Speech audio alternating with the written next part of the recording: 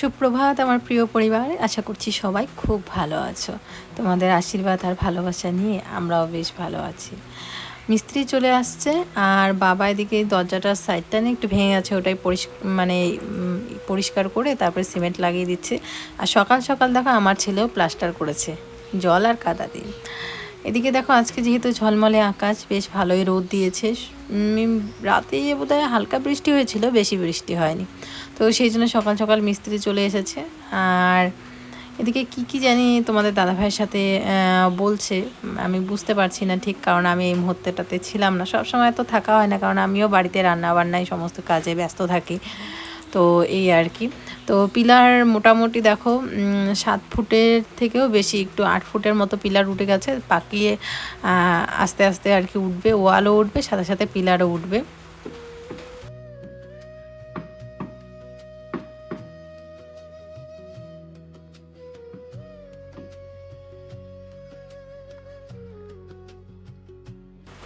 এই যে পুরনো যে রান্নাঘরটা দেখতে পাচ্ছ, আমার ইচ্ছে আছে এই বারান্দা দিয়ে রান্নাঘরটা টেনে আমি ওখানে একটা রান্নাঘর করব। আর ওই রান্নাঘরের মধ্যে আর কি গ্যাস ট্যাস থাকবে, মাটির উনুন থাকবে অবশ্যই, কিন্তু গ্যাসের জন্য এক্সট্রা করে একটা রুম থাকবে। তারপরে হচ্ছে ওখানে ডাইনিং টেবিল বসানো থাকবে, মানে ওই ঘরেই খাওয়া দাওয়া হবে। এখন যেরকমটা হয় আর কি, যে ঘরের মধ্যে খাওয়া দাওয়া, এটা বাজে লাগে। রান্নাঘরেই রান্না হবে, রান্নাঘরেই খাওয়া হবে, ওটাই ভালো লাগে। তো এইভাবেই আর কি কাজ হচ্ছে। আর এদিকে দেখো এইখানে লাস্ট পিলার যেগুলো ছিল আর কি দেওয়া বাকি বারান্দার, সেগুলো দেওয়া হলো আজকে। আর এখন ঈদ তোলা হবে এখন কিন্তু ওই দুপুর গড়িয়ে বিকালের দিকে চলে এসছে, কারণ ওই যে মানে সব সময় তো ব্লগটা করা হয় না, কন্টিনিউ করা হয় না। তো সেই জন্য মিস্ত্রিরা খাওয়া দাওয়া করে বাড়ি থেকে চলেও আসছে। এখন এই হচ্ছে ইটগুলো দিয়ে এখন ওয়াল তোলা হবে। এখানে হাজার হাজার ইট আছে, মানে 10,000 টাকার মতো ইট আছে, 10,000 10,500 টাকার মতো ইট আছে। এই ইটগুলো শেষ হলে পরে আবার ইট নিয়ে আসা হবে। মোটামুটি মিনিমাম 4,000-এর মতো ইট লাগবে, কারণ আমাদের আরও কিছু প্ল্যানও আছে। তো 4,000 ইট বুঝতেই পারছো, মানে এখনও 40,000 টাকার শুধু ইটই লাগবে, বাকি তো আরও বহুত সিমেন্ট মিস্ত্রি খরচা এগুলো তো আছেই। যাকে এসব বলে লাভ নেই, কারণ ঘর করতে গেলে খরচা হবেই, সেটা স্বাভাবিক কথা। বন্ধুরা, এই যে এই পাশটা দেখতে পাচ্ছ, এই পাশে আমি একটা বড় জানালা রাখবো, আর বাড়ির সামনের রাস্তার দিকে একটা জানালা রাখবো। তো কীরকম লাগবে বলো তো, কমেন্ট করে অবশ্যই জানিও। আর তোমাদের দাদা বলছে রাস্তার সাইডেই দুটো জানলা রাখবে, মানে এই পাশে জানলা রাখতেও চায় না। কিন্তু এই পাশে দেখো গাছ বাগানটা যেহেতু আছে, তো এই গরমের দিনে কিন্তু এখান থেকে খুব সুন্দর হাওয়া আসবে যদি এই পাশে জানলা রাখি। তো তোমরা একটু কমেন্ট করে জানিও তো, যে দুই সাইডে দুইটা জানলা রাখলে কেমন লাগবে, আর এক পাশে জানলা রাখলে কি ভালো লাগবে? অবস্থা খুবই খারাপ বন্ধুরা, মানে কদিন ধরে তো টানা বৃষ্টি চলছেই, তার মধ্যে আজকে সকাল থেকেই আকাশটা মেঘলা, আবার হঠাৎ করে একটু রোদের মানে ঝলক, তারপরে দেখা গেলো আবার মেঘলা, 2 ফোঁটা বৃষ্টিও হলো, আবার তারপরে হচ্ছে যে আবার একটু রোদ, মানে এরকম করেই চলছে সকাল থেকে। মানে মিস্ত্রিরাও বলছে যে কি একটা ওয়েদার, এই রোদ এই বৃষ্টি, কাজ করে শান্তি হয় না। আসলেই ঠিক, কাজ করার যে একটা এনার্জি, সেই এনার্জিটা তো লাগে। কারণ হচ্ছে এরকম যদি পরিবেশ, এরকম যদি ওয়েদার থাকে, তাহলে কিন্তু কাজ করার এনার্জি থাকে না, সত্যি কথা বলতে। সে যে কোনো কাজই হোক, ওয়েদারটা কিন্তু, আকাশটা কিন্তু অনেকটাই প্রভাব পড়ে আর কি কাজের বেলায়। যাই হোক, চলো। এখন হয়েছে কি যে আমরা যেমন ভিডিওই দিচ্ছি না কেন, বা নর্মাল ব্লগও যদি দেওয়ার চেষ্টা করছি, মানে কোনো রকম বিষয়ে এই এই যে বিষয়গুলো নিয়ে এত চর্চা কথা হচ্ছে, সেই বিষয়গুলোকে যদি আমরা ইগনোর করে ব্লগ করছি বা কোনো কিছু বলছি না এই সম্পর্কে, তারপরেও আমাদের কাছে কমেন্ট আসছে। কেন আসছে সেটা তোমরা জানো, যে আমাদেরকে নিয়ে অনেক জায়গায় চর্চা হচ্ছে বা কথা হচ্ছে। তো সেই সূত্রে কিন্তু তোমরা অনেকেই এসে কমেন্ট করছে, অথচ আমরা ভিডিওর মধ্যে কোনো কিছুই বলছি না।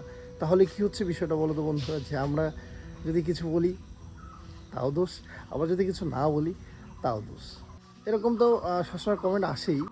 আমি কালকে ভিডিওটাতে বলেছিলাম কি, যে এমনও কথা বলতে হবে আমাকে ইউটিউবে, যে আমার মাছের পিস না খেয়ে আমি মাকে দিয়েছি, বা আমাদের যদি নাও থাকে, বা দেখা গেলো শর্টেজ পড়ে গেল রাতের বেলা, তাহলে আমি হচ্ছে সেটাকে কি বললাম যে আমি না খেয়েও মার জন্য রেখেছি। এই কথাটাকে আমরা যাই বলি না কেন, সেটা অনেকেরই সহ্য হয় না বা সেটাকে একটু হলেও নেগেটিভভাবে নেবে। তো এখানে এসে আমাকে বলছে যে যে বাড়িতে মাছের পিস বা মাছের ভাগাভাগি নিয়ে কথা হয়, সেই বাড়িতে তার মা কতটা সুখী হতে পারে বা কতটা ভালো আছে। আমি প্রথমেই বলেছিলাম যে এই কথাগুলো যে আজকে আমাকে বলতে হচ্ছে, আমি এটা কোনোদিনও ভাবিনি। আমি কেন বলেছি সেই অন্তর্নিহিত অর্থটা বোঝার চেষ্টাই করলে না।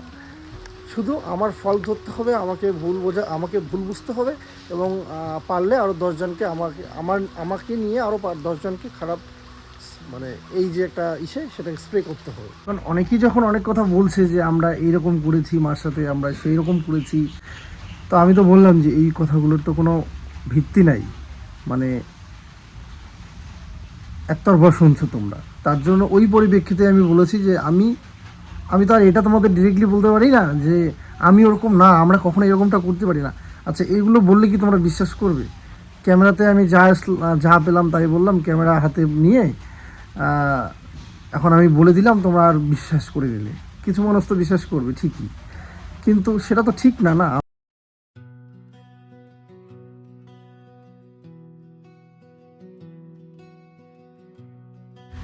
এরকম কথাও আমাকে বলতে হবে ওই কথার পরিপ্রেক্ষিতে, এই পরিস্থিতির পরিপ্রেক্ষিতে। সেটা আমার ভাবতেও অবাক লাগছে।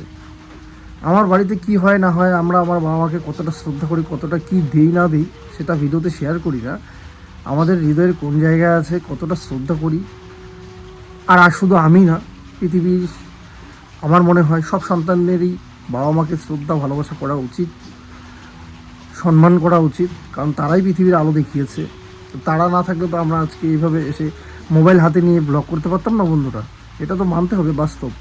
আমরা যদি খারাপ কাজ ব্যবহার করে যাচ্ছি, সেটা একমাত্র ভগবান আছে বিচার করার।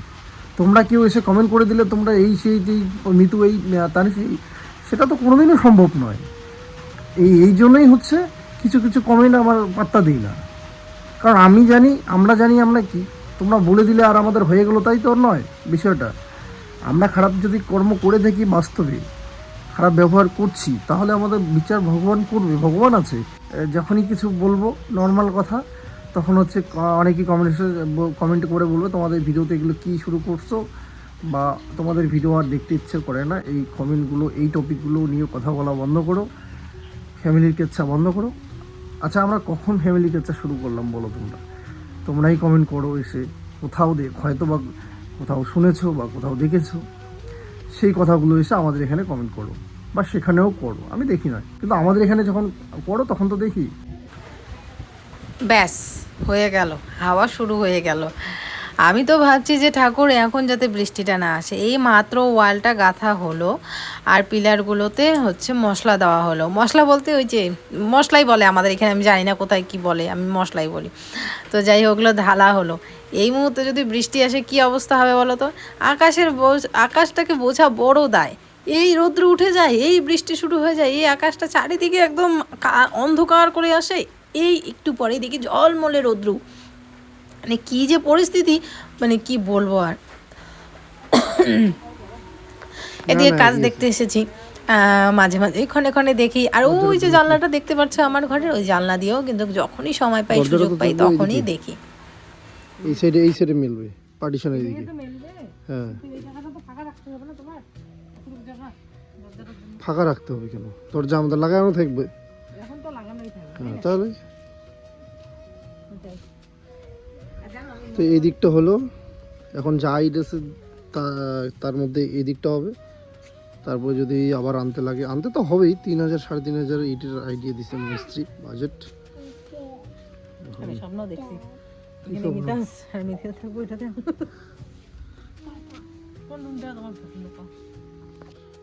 এটাই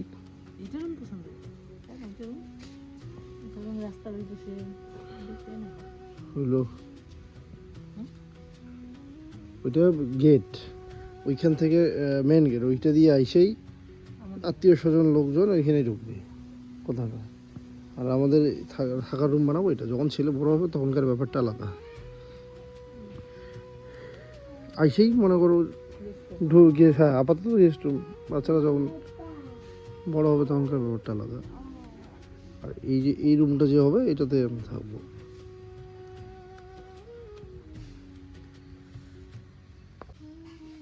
মোটামুটি পিলার সব উঠে গেছে, একটু করে বাকি। হ্যাঁ একটু করে বাকি আছে, আর মোটামুটি কয়েকদিন লাগবে। তো ঘরের কাজ শেষ হয় না বন্ধুরা, চলতেই থাকে, তো সহজে শেষ হয়।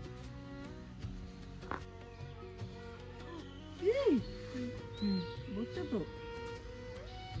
দেখি কি করছি কিচেনে।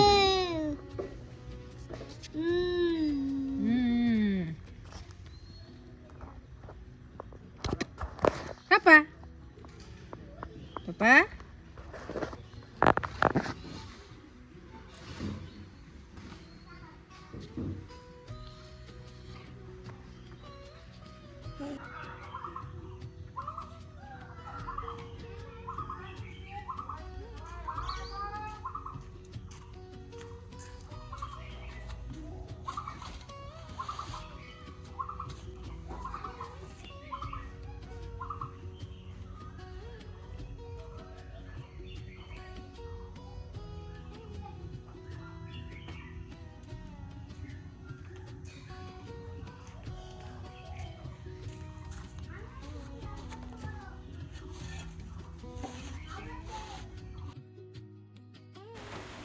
এদিকে যতটা পারে কাজ আগিয়ে রাখছে। ওখান থেকে ইটগুলো নিয়ে এসে কালকে যেই পাশে ইট গাঁথা হবে সেদিকে এনেও সাইডে সাইডে করে রাখছে। মিস্ত্রিরা কিন্তু এখন চলে গেছে, তো সেই জন্য আর কি ও ভাবলো যে এই কাজটা করে রাখি। এই যে একটা দাগ এইদিকে, আর একটা দাগ এইদিকে, আর একটা এইভাবে জোড়া লাগা দাও, এইভাবে জোড়া লাগা দাও। এই হলো এ। এখন আরেকটা বি লেখো। সবই তুলে আবার সবাইকে নাচতে হয়। আরে চুপ করে তো কি হচ্ছে বাবা বি লেখো, বি বি লিখে সবাইকে দেখা দাও তো। হ্যালো গাইস, আমার বাবা আজকে বি লিখবে। বি লেখো তোমা। বন্ধুরা মিতাস বি লিখতে পারে, তোমরা জানো? সবাই হাততালি দাও, আর তোমরা সবাই হাততালি দাও। লেখো লেখো বাবা লেখো। দেখো দেখো বাবা, এই যে একটা লম্বা দাগ দাও দাও দাও। ও বাবা ভিডিও তোলো না। আচ্ছা ভিডিও করবো না, আচ্ছা ঠিক আছে বাবা, সরি করবো না। ওকে বাবা, ঠিক। ফোন করে একটা লম্বা দাগ, তারপরে এখানে একটা গোল লেখো। এখানে একটা গোল, আরে বাবা এখানে এরকম গোল আর এরকম গোল, এই হলো বি। হ্যাঁ এবার সি লেখো। এরকম করে এমন করো, এমন।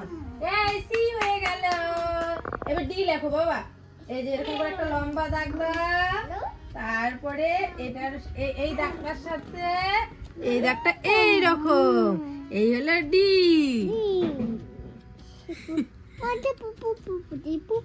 A B C D. এখন লেখানো শেখানো হচ্ছে। বাচ্চাদেরকে হাতের লেখা শেখানো যে কতটা কঠিন কাজ সেটা একমাত্র মারাই বুঝতে পারে, কারণ মারাই তো সবার প্রথমে এই লেখাটা শুরু করায়। আসলে কি বলতো, পড়াটা তো তবুও হচ্ছে মুখে মুখে মুখে মুখে বলে বলে পড়াটা শেখা হয়ে যায়, কবিতাগুলো পড়া হয়ে যায়, কিন্তু এই যে লেখাটা, এই কলম ধরে এইভাবে ঘোরারে ওইভাবে ঘোরারে, তারপরেও যে ওদের হাজার বাহানা, একবার মানে মানে কলম ধরবে একবার ধরবে না, এইভাবে করতে করতেই সারা সন্ধ্যাটা আমার কেটে গেল। আস্তে আস্তে করে শেখাচ্ছি, দুটো দুটো তিনটে তিনটে এরকম করে A B C D E অবধি ও পারে। জানি না বাকিটা কত দিন কত যুগ লাগবে আমার শেখাইতে, মাত্র ই অবধি পারে। তো যাই হোক, এদের খাওয়া দাওয়া করে ঘুম পাড়িয়ে দিয়ে তারপরে এদিকে আসলাম রুটি বানাতে। তো এখন বানাচ্ছি হচ্ছে রুটি। তোমাদের দাদা ভাই রুটি খায়, আর আমি আর বাবা খাবো ভাত, কারণ আমরা তো ভাত খাই, তোমরা জানোই আমাদের ভাত। বাবাকে মাঝে মাঝে রুটিও দেই, মানে মাঝে মাঝে ভাতও দিই। তো আজকে ভাতই করলাম বাবার জন্য আর আমার জন্য। আমার যদি দুপুরে ভাত থাকে তাহলে বাবাকে আর ওকে রুটি বানিয়ে দিই, আর যদি আমার দুপুরে ভাত না থাকে তাহলে গরম গরম ভাতই করি, বাবা আর আমি খেয়ে নিই, আর ওর জন্য রুটি বানাই। এখন ইদানিং ও রুটিই খাচ্ছে। সব খাওয়া দাওয়া করে তারপরে এই যে বাসন কাসন মেজে